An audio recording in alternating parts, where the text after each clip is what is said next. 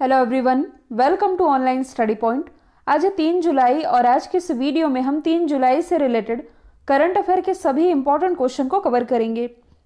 तो यदि आप लोगों को इस वीडियो की पीडीएफ चाहिए तो आप हमारे इस मोबाइल एप्लीकेशन को इंस्टॉल कर सकते हैं, जिसमें आप लोगों को डेली क्विज, फ्री पीडीएफ और पर डे के करंट अफेयर का ऑडियो भी मिल सकेगा। लिंक डिस्क्रिप्शन बॉक्स में दी हुई है। साथ ही आप हमारे इस टेलीग्राम चैनल से भी जुड़ सकते हैं, इसकी भी लिंक आप लोगों को डिस्क्रिप्शन बॉक्स में मिल जाएगी। स्टार्ट करते हैं हमारा पहला क्वेश्चन। हाल ही में दुनिया के सबसे कम उम्र के शतरंज ग्रैंड मास्टर ये कौन बने हैं? तो ये भी हाल ही में बन गए हैं, अभिमन्यु मिश्रा, जिनकी इमेज आप देख पा रहे हैं। अभिमन्यु मिश्रा जो कि भारतीय मूल के अमेरिकी नागरिक हैं, इन्होंने जब ये उपलब्धि अपने नाम की है अभी कुछ दिन पहले ही, इन्होंने महज 12 साल 4 महीने और 25 दिनों की उम्र में ये उपलब्धि अपने नाम कर ली है। इन्होंने रिकॉर्ड तोड़ा है सर्गेई कर्जकिन का, जो कि अभी तक दुनिया के सबसे कम उम्र के ग्रैंड मास्टर थे। इनकी उपलब्धि का रिकॉर्ड था 12 साल 7 महीने और इन्हीं का रिकॉर्ड बीट कर दिया है भारतीय मूल के अभिमन्यु मिश्रा ने। तो ग्रैंड मास्टर का खिताब ये शतरंज से ही रिलेटेड है और शतरंज से ही रिलेटेड एक भारतीय नाम है जो कि सबसे ज़्यादा इंपॉर्टेंट है, विश्वनाथन आनंद। विश्वनाथानंद आनंद जो कि भारत के पहले ग्रैंड मास्टर रहे हैं। साथ ही राजीव गांधी खेल रत्न पुरस्कार के पहले विजेता ये भी विश्वनाथन आनंद ही हैं। राजीव गांधी खेल रत्न पुरस्कार जो कि भारत में खेल जगत का सर्वोच्च अवार्ड माना जाता है, जबकि दुनिया में खेल जगत का सर्वोच्च अवार्ड ये लॉरियस स्पोर्ट्स अवार्ड माना जाता है। और यदि हम बात करें लियोन मेंडोका की, तो ये कुछ समय पहले ही भारत के 67वें ग्रैंड मास्टर बने हैं, जो कि बिलोंग करते हैं गोवा से। यदि हम बात करें अर्जुन कल्याण की, तो ये भारत के 68वें ग्रैंड मास्टर बने, जो कि तमिलनाडु से बिलोंग करते हैं। मैं आप लोगों को बता दूं कि भारत में सबसे ज़्यादा ग्रैंड मास्टर ये तमिलनाडु से ही बिलोंग करते हैं। अगला क्वेश्चन है, केंद्र सरकार की तरफ से किस क्षेत्र को दिसंबर 2021 तक अशांत क्षेत्र घोषित किया गया है? तो देखिए, ये न्यूज़ मैंने आप लोगों को शायद जनवरी या फरवरी में पढ़ाई थी कि नागालैंड को, मतलब कि नागालैंड में 6 महीने तक अप्सपा की जो अवधि है, अप्सपा की फुल फॉर्म बनती है armed forces special power act, इसकी अवधि 6 महीने के लिए बढ़ाई गई थी और ये 6 महीने अभी खत्म होने जा रहे हैं। खत्म होने से पहले ही यहाँ इस कानून की जो अवधि है ये फिर से बढ़ा दी गई है दिसंबर 2021 तक, मतलब कि अगले 6 महीनों तक नागालैंड में ये कानून लगा रहेगा। अच्छा, अप्सपा कानून के बारे में पहले भी मैंने आप लोगों को बताया है, चलिए हम डिटेल में डिस्कस कर लेते हैं। सबसे पहले यदि आप मैप में देखेंगे तो ये है हमारे पूर्वोत्तर भारत का नक्शा। इधर आप देख सकते हैं अरुणाचल प्रदेश, नागालैंड, मणिपुर और मिजोरम, ये 4 ऐसे राज्य हैं जिसकी सीमा म्यांमार से लगती है। फिर ऊपर भूटान और चाइना वाली लोकेशन है, ये तो आप जानते हैं। आज हम जिसकी बात कर रहे हैं दैट इज़ नागालैंड, जहां इस एक्ट की अवधि बढ़ाई गई है। तो सबसे पहले हम इस एक्ट के बारे में ही जान लेते हैं। देखिए, ये जो अप्सपा कानून है इसके अंतर्गत, मतलब कि ये कानून जिस क्षेत्र में लगाया जाता है वहाँ भारतीय सेना को विशेष अधिकार दे दिए जाते हैं। अब कैसे विशेष अधिकार दिए जाते हैं, कहने का मतलब है कि इसके अंतर्गत भारतीय सेना बिना वारंट के जांच करने का अधिकार प्राप्त कर लेती है। साथ ही सशस्त्र सेना को किसी भी संदिग्ध गतिविधि की जांच करने का पूरा अधिकार दे दिया जाता है। सवाल ये भी बनता है कि इस एक्ट की ज़रूरत क्यों हुई? तो इसके बारे में पहले भी मैंने आप लोगों को बताया है कि भारत में जो पूर्वोत्तर एरिया है, जो पूर्वी राज्य हैं, इन राज्यों में चाइना का इस हद तक प्रभाव था कि पूर्वोत्तर भारत के लोग स्वयं को भारत का हिस्सा तक नहीं समझते थे। हालांकि यदि हाल ही की घटना देखी जाए तो नागालैंड में आप लोगों ने सुना भी होगा, नागालैंड में खुद का झंडा और खुद का संविधान बनाने की मांग उठने लगी थी। तो नागालैंड में किसी भी तरह की देश विरोधी गतिविधि ना उठे, इसके कारण राज्य में इस अप्सपा की अवधि बढ़ाई गई थी। साथ ही आप लोगों ने एक पार्टी का नाम भी सुना होगा, दैट इज एनएससी। एनएससी यानी कि नेशनलिस्ट सोशलिस्ट काउंसिल, जो कि नागालैंड की एक पार्टी है जिसके द्वारा नागालैंड को नागालिम बनाने पर जोर दिया जा रहा था। नागालिम, जिसमें कि ये क्या चाह रहा था कि इस नए राज्य में, मतलब कि इस नागालिम में अरुणाचल प्रदेश का कुछ एरिया, असम का कुछ एरिया, मणिपुर और थोड़ा हिस्सा म्यांमार का, ये मिला करके इनका अलग नागालिम बनाने पर जोर दिया जा रहा था। आप कह सकते हैं ये अपना खुद का एक छोटा सा देश बनाना चाह रहा था। तो इन्हीं सब कारणों को देखते हुए इन राज्यों को इनर लाइन परमिट का ऑर्डर दिया जाता है ताकि राज्य सरकारें किसी भी विदेशी को यहाँ ना आने दें। तो ये जो अप्सपा कानून है इसके अंतर्गत राज्य सरकार का इंटरफेस ये होता है शून्य, क्योंकि इसे केंद्र सरकार के द्वारा नियंत्रित किया जाता है। तो अप्सपा कानून का जो सेक्शन 3 है, सेक्शन 3 के अंतर्गत किसी भी क्षेत्र को अशांत क्षेत्र यानी कि डिस्टर्ब्ड एरिया इसका टाइटल दिया जाता है। इस कानून की कुछ महत्वपूर्ण बातें हैं, जैसे कि पहला तो यही है कि यदि किसी क्षेत्र को अशांत क्षेत्र घोषित किया गया है, मान लीजिए जैसे अभी नागालैंड को ही घोषित किया गया है, तो इस क्षेत्र में यदि कोई व्यक्ति कानून के अंतर्गत काम नहीं करता तो सशस्त्र सेना उस पर गोली भी चला सकती है, ऐसी इन्हें परमिशन भी मिली है।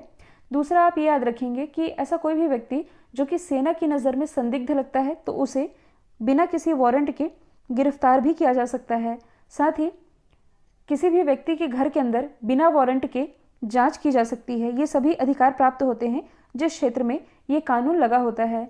एडिशनल तौर पर आप ये भी याद रखेंगे कि ये जो कानून है ये सबसे पहली बार कहाँ लगाया गया था? मणिपुर में। कब लगाया गया था? 1958 में। यहाँ हम बात कर रहे हैं नागालैंड की, जहाँ अगले 6 महीने के लिए इस एक्ट की अवधि फिर से बढ़ा दी गई है।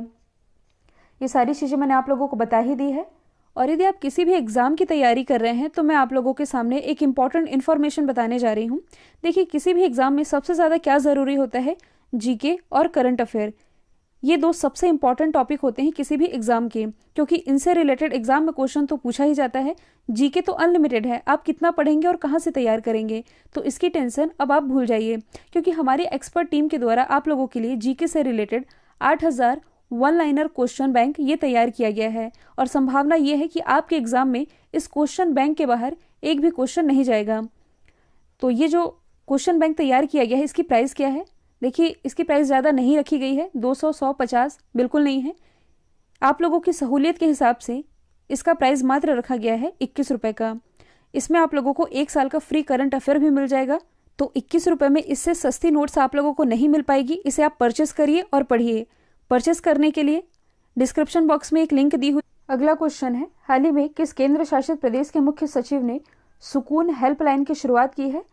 तो इसकी शुरुआत अभी हाल ही में जम्मू कश्मीर के मुख्य सचिव, जिनका नाम है अरुण कुमार मेहता, इनके द्वारा इसकी शुरुआत की गई है, जो कि 24/7 मानसिक स्वास्थ्य हेल्पलाइन है। हेल्पलाइन नंबर भी जारी किया गया है, जो कि आप स्क्रीन पर देख पा रहे हैं। अच्छा, ये किन के लिए जारी किया गया है? तो जम्मू कश्मीर में ऐसे लोग जो कि मेंटल हेल्थ से पीड़ित है और अभी जो स्थिति चल रही है कोरोना की, ऐसे में चिंता, डिप्रेशन, पैनिक अटैक और कभी कभी तो सुसाइड जैसे थॉट भी आ जाते हैं दिमाग में। तो इन सारी परिस्थितियों से निपटने के लिए व्यक्ति कुछ गलत कदम ना उठाए, इसके लिए इनके द्वारा एक टोल फ्री नंबर जारी किया गया है। यदि किसी भी व्यक्ति को इस तरह की फीलिंग आ रही है कि वह डिप्रेशन में जा रहा है या किसी तरह से मेंटल हेल्थ से प्रभावित है, तो ये इस टोल फ्री नंबर पर कांटेक्ट कर सकता है। इसे उचित सलाह इसमें मिल सकेगी। तो ये अच्छी पहल है जो कि जम्मू कश्मीर के द्वारा की गई है। जम्मू कश्मीर की यदि हम बात करें तो इसके उपराज्यपाल प्रेजेंट टाइम में है मनोज सिन्हा। कुछ दिन पहले मैंने आप लोगों को बताया था कि भारत का पहला 100% वैक्सीनेशन विलेज, मतलब कि ऐसा विलेज जहां 100% आबादी का टीकाकरण हो चुका है, ये जम्मू कश्मीर का ही एक गांव है जिसका नाम है वावेन गांव। जम्मू कश्मीर में आर्टिकल 371 लाने पर विचार किया जा रहा है। साथ ही दुनिया का सबसे ऊंचा रेलवे पुल जो कि चिनाब नदी पर इसी जम्मू कश्मीर में बनाया जा रहा है। जम्मू कश्मीर में स्थित है चेनानी नासरी सुरंग, जिसका नाम बदल करके श्यामा प्रसाद मुखर्जी सुरंग किया गया है। और ये सी पैक के बारे में तो मैंने आप लोगों को बताया ही था, जो कि काराकोरम दर्रे से होकर गुजरता है। चाइना और पाकिस्तान को ये कनेक्ट कर रहा है। CPEC यानी कि चाइना पाकिस्तान इकोनॉमिक कॉरिडोर। अगला क्वेश्चन है, हाल ही में टोक्यो ओलंपिक के लिए क्वालिफाई करने वाली पहली भारतीय महिला गोल्फर कौन बनी है? तो ये भी हाल ही में बन गई है अदिति अशोक, जिन्होंने टोक्यो ओलंपिक के लिए क्वालिफाई कर लिया है। इनकी इमेज आप देख पा रहे हैं। तो अदिति अशोक लगातार दूसरी बार ओलंपिक खेलों में भाग लेंगी और ये एक गोल्फर हैं। आप जानते तो हैं ही, इस बार के जो ओलंपिक है ये है समर ओलंपिक। कहाँ हो रहे हैं? जापान की राजधानी टोक्यो में। मैं आप लोगों को ऐसे भी बता देती हूँ। देखिए, 2 ओलंपिक होते हैं, एक होते हैं समर ओलंपिक, दूसरे होते हैं विंटर ओलंपिक। और ये 4 साल के अंतराल में होता है, ये तो आप लोगों को मालूम ही है।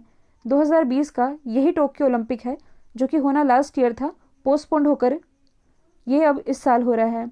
इससे जो नेक्स्ट होगा 2024 में, ये आयोजित किया जाएगा फ्रांस में। यदि हम बात करें विंटर ओलंपिक की, तो अब जो नेक्स्ट विंटर ओलंपिक है ये होगा 2022 में, जो कि आयोजित किया जाएगा चाइना के बीजिंग में। इससे जो नेक्स्ट होगा 2026 में, इसे होस्ट करेगा इटली। तो यहाँ हम बात कर रहे हैं टोक्यो ओलंपिक की, जिसके लिए क्वालिफाई करने वाली पहली भारतीय महिला गोल्फर बन गई हैं अदिति अशोक। यदि हम बात करें नेत्रा कुमारन की, तो ओलंपिक के लिए क्वालिफाई करने वाली ये पहली महिला नौकायन बनी है। यदि हम बात करें भवानी देवी की, तो ये ओलंपिक के लिए क्वालिफाई करने वाली पहली भारतीय महिला तलवारबाज बन गई हैं। अगला क्वेश्चन है, हाल ही में किस राज्य सरकार ने स्टूडेंट क्रेडिट कार्ड नामक योजना की शुरुआत की है? तो जैसे कि वेस्ट बंगाल गवर्नमेंट ने अपने चुनावों में वादा किया है, इस चुनावी वादे को पूरा करते हुए पश्चिम बंगाल सरकार ने हाल ही में स्टूडेंट क्रेडिट कार्ड नामक योजना की शुरुआत कर दी है। अब ये योजना है क्या? तो देखिए, इस योजना के तहत पश्चिम बंगाल के छात्रों को लोन दिया जाएगा। किस तरह का लोन? तो ऐसे छात्र जो कि उच्च शिक्षा हासिल करना चाहते हैं, हायर एजुकेशन के लिए, इन्हें 10 लाख रुपए तक की मदद दी जाएगी। साथ ही विदेशों में भी यदि कोई पढ़ना चाहता है, इसके लिए भी सरकार लोन प्रोवाइड कराएगी और 4% के ब्याज दर पर, यानी कि इंटरेस्ट रेट होगा 4%, इस पर यह पैसा दिया जाएगा। और इस योजना में जो सरकार है ये गारंटर के रूप में कार्य करेगी। जैसे कि आप लोग अकाउंट खुलवाते होंगे ना, तो गारंटर का नाम लिखते होंगे, वैसे ही आप यदि इस पैसे को लेते हैं तो आपकी गारंटर होगी पश्चिम बंगाल सरकार। अच्छा, इस योजना के लाभार्थी कौन बन सकते हैं? ऐसा कोई भी व्यक्ति जिसने पश्चिम बंगाल में 10 साल बिताए हैं, वह इस योजना के तहत लाभ प्राप्त कर सकता है। तो UG, PG, doctorate, post doctorate, इन सभी अध्ययन के लिए ये लोन उपलब्ध होगा। एक व्यक्ति 40 वर्ष की आयु तक इस योजना के पात्र हो सकता है। पश्चिम बंगाल की यदि हम बात करें तो ये है पश्चिम बंगाल। इसकी राजधानी क्या है? तो यह है कोलकाता। मुख्यमंत्री फिर से बन गई है ममता बनर्जी। राज्यपाल है जगदीप धनखड़। भारत का पहला टायर पार्क है ये पश्चिम बंगाल में स्थापित किया जाएगा। दुनिया का सबसे बड़ा डेल्टा जो कि है सुंदरवन डेल्टा, ये इसी पश्चिम बंगाल में स्थित है। गंगा ब्रह्मपुत्र नदियों के द्वारा ये डेल्टा बनाया गया है। इंपॉर्टेंट नेशनल पार्क यदि हम बात करें तो बक्सा, जल्दापारा, गौरुमारा, ये सभी पश्चिम बंगाल में स्थित है। चर्चे में रहा नारदा स्टिंग ऑपरेशन, ये वेस्ट बंगाल से ही रिलेटेड है। अगला क्वेश्चन है, हाल ही में उत्तर प्रदेश के झांसी रेलवे स्टेशन का नाम बदल करके क्या रखा गया है? तो इसका नाम बदल कर रखा गया है रानी लक्ष्मीबाई के नाम पर, क्योंकि झांसी की रानी, इस नाम से तो आप रानी लक्ष्मीबाई को ही जानते हैं, जो कि एक स्वतंत्रता सेनानी थी। इनका नाम कौन नहीं जानता। तो इन्हें ही सम्मान देने के लिए अब जो झांसी रेलवे स्टेशन है जो कि उत्तर प्रदेश में स्थित है, इसे अब रानी लक्ष्मीबाई रेलवे स्टेशन के नाम से जाना जाएगा। और ऑप्शन में आप जिन 3 महिलाओं के नाम देख रहे हैं, ये भी स्वतंत्रता सेनानी थी, उदया देवी, अवंती बाई और झलकारी बाई। इनके सम्मान में हाल ही में उत्तर प्रदेश गवर्नमेंट के द्वारा महिला बटालियन का भी गठन किया गया है। और यदि हम बात करें उत्तर प्रदेश की, तो कुछ करंट के क्वेश्चन हैं, जैसे कि उत्तर प्रदेश का जो पीलीभीत टाइगर रिजर्व है, इसे टाइगरों की संख्या को 2 गुना करने के लिए T/2 अंतर्राष्ट्रीय पुरस्कार से सम्मानित किया गया था। हाल ही में केंद्रीय आवास और शहरी मामलों के मंत्रालय के द्वारा जो स्मार्ट सिटी इंडेक्स रिलीज किया गया है, इसमें टॉप पर तो मध्य प्रदेश का इंदौर और गुजरात का सूरत है, ये तो आप जानते हैं। लेकिन पहली बार राज्य को भी इस लिस्ट में स्थान दिया गया है और इसमें पहले स्थान पर रहा है उत्तर प्रदेश। साथ ही प्रधानमंत्री स्वनिधि यानी कि स्ट्रीट वेंडर आत्मनिर्भर निधि योजना के क्रियान्वयन में उत्तर प्रदेश रहा है टॉप पर। और उत्तर प्रदेश में बीते दिनों में और कुछ भी नाम बदले गए हैं, जिनके बारे में हम डिस्कस कर लेते हैं। बेगूसराय रेलवे स्टेशन का नाम पंडित दीनदयाल उपाध्याय जी के नाम पर किया गया है। नौगढ़ रेलवे स्टेशन ये अब सिद्धार्थनगर रेलवे स्टेशन के नाम से जाना जाएगा। अयोध्या एयरपोर्ट, इसका नाम मर्यादा पुरुषोत्तम श्री राम एयरपोर्ट। क्वेश्चन है, हाल ही में किस कवि ने कुवेंपु राष्ट्रीय पुरस्कार जीता है? तो ये जीता है राजेंद्र किशोर पांडा ने, जिनकी इमेज आप देख पा रहे हैं। राजेंद्र किशोर पांडा जो कि एक प्रसिद्ध ओडिया कवि हैं, इन्हें 2020 के इस प्रतिष्ठित अवार्ड से सम्मानित किया गया है। पुरस्कार के रूप में इन्हें 5 लाख रुपए नगद, रजत पदक और एक प्रमाण पत्र भी मिलेगा। यदि हम बात करें इस पुरस्कार की, जो कि किसके नाम पर दिया जाता है? दिवंगत कवि कुवेंपु के नाम पर। एक ट्रस्ट है जिसका नाम है राष्ट्र कवि कुवेंपु ट्रस्ट, जिसकी स्थापना 1992 में हुई थी। इसी ट्रस्ट के द्वारा भारतीय संविधान में मान्यता प्राप्त किसी भी भाषा, कितनी भाषाओं को मान्यता प्राप्त है ये तो आप जानते ही हैं, कुल 22 भाषा। इन 22 भाषा में मान्यता प्राप्त ये भाषा कोई भी हो सकती है।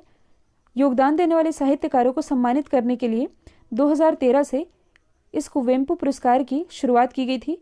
हर साल ये पुरस्कार दिया जाता है और इस साल का मिला है उड़िया के प्रसिद्ध कवि राजेंद्र किशोर पांडा को। बाकी 2 ऑप्शन की हम बात करें जो कि चर्चे में रहे हैं, अकिथम नंबूतरी, लास्ट ईयर का जो 55वां ज्ञानपीठ अवार्ड रहा था मलयालम कवि अकिथम नंबूतरी को मिला और इनका कुछ समय पहले ही निधन हुआ है। यदि हम बात करें शरद कुमार पगारे की, तो इन्हें 2020 के व्यास सम्मान से सम्मानित किया गया है। इनकी किस रचना के लिए? पाटलिपुत्र की साम्राज्ञी के लिए। अगला क्वेश्चन है, हाल ही में WHO के द्वारा किस देश को मलेरिया मुक्त घोषित किया गया है? तो चाइना रोज रोज न्यूज़ में आ जाता है, इसलिए इसे मैंने आज लास्ट में रखा है। WHO के द्वारा चाइना को मलेरिया मुक्त घोषित कर दिया गया है, मतलब कि अब चाइना में मलेरिया के केसेस नहीं हैं। चीन ने 1940 के दशक में सालाना मलेरिया के 30 मिलियन मामले दर्ज किए थे, मतलब कि हर साल यहाँ मलेरिया के 30 मिलियन केसेस ये आते थे, लेकिन लगातार 4 वर्षों तक यहाँ अभी कोई भी मलेरिया का मामला सामने नहीं आया है, जिसके बाद से WHO के द्वारा इसे मलेरिया फ्री कंट्री डिक्लेयर कर दिया गया है। अच्छा, कौन सा देश मलेरिया मुक्त राष्ट्र का दर्जा ले सकता है? तो जिन राष्ट्रों में, मतलब कि जिन देशों में कम से कम लगातार 3 सालों तक शून्य स्वदेशी मामले आए, कहने का मतलब है जैसे कि हम भारत का एग्जाम्पल लें तो भारत में लगातार 3 साल तक मलेरिया के केसेस नहीं आने चाहिए, मतलब कि भारत के लोगों में तो ये मामले नहीं आने चाहिए, तभी भारत मलेरिया मुक्त स्थिति के लिए WHO को अप्लाई कर सकता है। तो सवाल ये भी बनता है कि क्या भारत मलेरिया मुक्त है? देखिए, भारत में अभी मलेरिया के केसेस आते ही रहते हैं, लेकिन सरकार के द्वारा लक्ष्य रखा गया है कि भारत को 2030 तक मलेरिया मुक्त घोषित कर लिया जाएगा। साथ ही एडिशनल तौर पर आप ये भी याद रखेंगे, कई बार एग्जाम में पूछा जाता है कि वर्ल्ड मलेरिया डे मनाया कब जाता है, तो ये 25 अप्रैल को मनाया जाता है। तो इस मलेरिया के मामले में चाइना की क्या स्थिति है? WHO द्वारा मलेरिया मुक्त दर्जा प्राप्त करने वाला चाइना ये 40वां क्षेत्र बना है, जबकि अभी हाल ही में मलेरिया मुक्ति का टैग अल सल्वाडोर को भी मिला है। 2019 में अल्जीरिया, अर्जेंटीना और 2018 में पराग्वे और उज्बेकिस्तान ये मलेरिया मुक्त घोषित हो चुके हैं। तो ये आप याद रखेंगे। अगला क्वेश्चन है, हाल ही में UAE का गोल्डन वीज़ा किसे मिला है? कुछ समय पहले मैंने आप लोगों को बताया था कि जो बॉलीवुड अभिनेता है संजय दत्त, इन्हें UAE का गोल्डन वीज़ा मिला है, लेकिन अब जो मोना विश्वरूपा मोहंती हैं, जिनकी इमेज आप देख पा रहे हैं, ये है कौन? तो ये ओडिशा से बिलोंग करती हैं, ये कलाकार हैं। इन्हें भी UAE का ये गोल्डन वीज़ा मिल चुका है, जिसके माध्यम से अब ये 10 साल तक UAE में रह सकती हैं। और ये जो वीज़ा है ये 2019 में जारी किया गया था UAE गवर्नमेंट के द्वारा। तो ये अच्छी पहल है, जो कि UAE में रहना चाहते हैं, काम करना चाहते हैं, जो कि पढ़ना चाहते हैं, उन्हें रहने का अवसर मिलेगा। साथ ही अपने कारोबार का 100% मालिकाना हक ये भी उन्हें वहाँ मिल सकेगा। यदि हम बात करें विश्वरूपा मोहंती की, जो कि एक ओडिया कलाकार है, ये 2007 से UAE में रह रही है। UAE का एक शहर है दुबई, यहाँ वे रह रही हैं और इन्होंने करीब 8 साल तक एकेडमिक क्षेत्र और डिज़ाइन उद्योग में काम किया है और अब इन्हें ये गोल्डन वीज़ा मिल चुका है। कल जो मैंने आप लोगों से सवाल पूछा था, इसका राइट आंसर था फिलीपींस। अब आप लोगों के लिए आज का सवाल है, येलो स्टोन नेशनल पार्क जो कि खबरों में था ग्लोबल वार्मिंग के कारण, ये किस देश में स्थित है? इसका जो भी आंसर है कमेंट बॉक्स में बताइएगा। वीडियो यदि पसंद आया तो लाइक कीजिए, शेयर कीजिए और चैनल को सब्सक्राइब करना बिल्कुल मत भूलिएगा। आज के लिए इतना ही। Thank you so much.